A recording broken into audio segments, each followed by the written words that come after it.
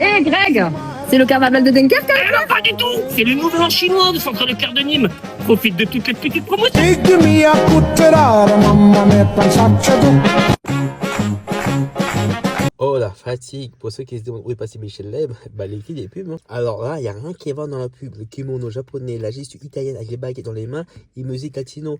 Je ne savais pas que notre culture c'est un grand banque de toutes les cultures. Tu m'aurais dit, les gars, il est parti à la Japan Expo, vas-y, il a un déguisement éclaté, mais ça passe. Mais là, c'est pour promouvoir le nouvel an lunaire. À quel moment tu vois ça, ça te donne envie d'acheter. Genre, eux, dans leur tête, ils sont convaincus qu'il y aura des gens, dès qu'ils vont voir ces pubs-là, ils vont se dire, ah, il a un accent original, il m'a convaincu. Je vais acheter Leclerc pour acheter du Nukmam. Et là, j'ai envie de voir leur prochaine campagne publicitaire pour l'Aïd et le Pessar. Après, pour les musulmans ou pour les juifs, la communauté est tellement forte que si tu fais ça, la minute qui suit, le magasin n'existe plus. Ça va devenir une épicerie ou un hyper cachère de trucs. Y a pas de débat, c'est raciste. Je vois dans les commentaires, c'est la communauté asiatique, zéro souci. Bah oui, pisse-moi dessus aussi, non? Je te jure, le racisme anti-asiatique est tellement banalisé par rapport à d'autres communautés que ça devient normal. Sur l'échelle du loup-garou, le racisme anti-asiatique, c'est un villageois et c'est toujours le premier qui se fait buter par les loups. Le village se réveille et malheureusement, Ming, les loups ont décidé de t'éliminer.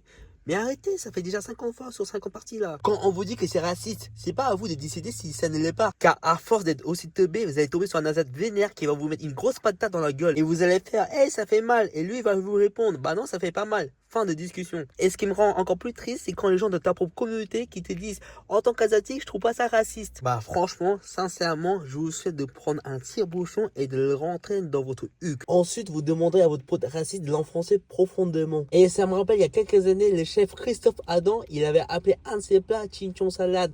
Il y avait une grosse polémique. Ensuite, il s'est excusé, mais il a dit que Chinchon, c'était pas raciste. Mais comment tu veux discuter avec ces gens-là? Heureusement qu'il n'est pas allé au bout de son concept. Sinon, on aurait eu Boulune Merguez, Nego Wings, les petits fours. Et t'as toujours les mêmes qui sont là.